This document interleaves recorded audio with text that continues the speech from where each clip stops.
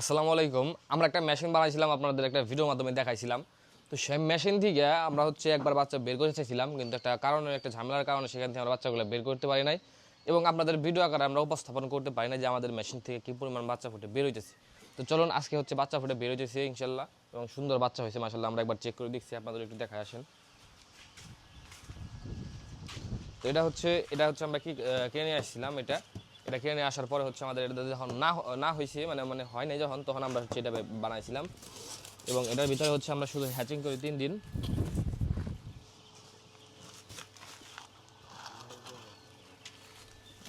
বাচ্চাগুলো দেখছেন কত সুন্দর বাচ্চা হয়েছে না?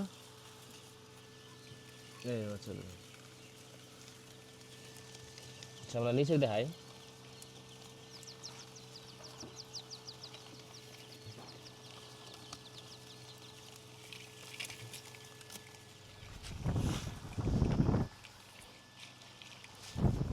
দেখতে পাচ্ছেন বাচ্চাগুলো কিন্তু খুব সুন্দর, মাশাআল্লাহ, খুব সুন্দর ঝরঝরা বাচ্চা হয়েছে এবং বাচ্চাগুলো সুস্থ সবল বাচ্চা।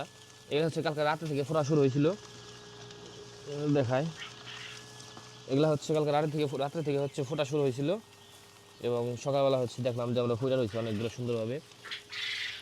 এখান থেকে এই নিচের যেগুলো ডিম আছে এগুলো কালকে ফুটে বেরোইব। এগুলো কালকে ফুটে বেরোইব, কারণ এগুলো একদিন পরে দেওয়া হয়েছিল। উপরের ট্রেতে যেগুলো দিয়েছিলাম আমরা, সেগুলো যে আমরা খোলা বের করে রাখছিলাম। এবং উপরের ট্রেতে যেগুলো দিয়েছিলাম সেগুলো আর কি ফুটতেছে।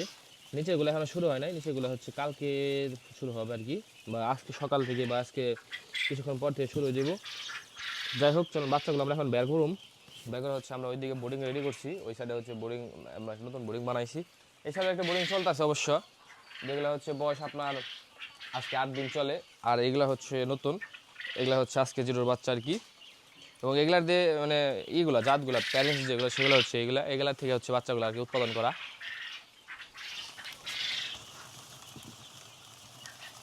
মাশাআল্লাহ মাশাআল্লাহ।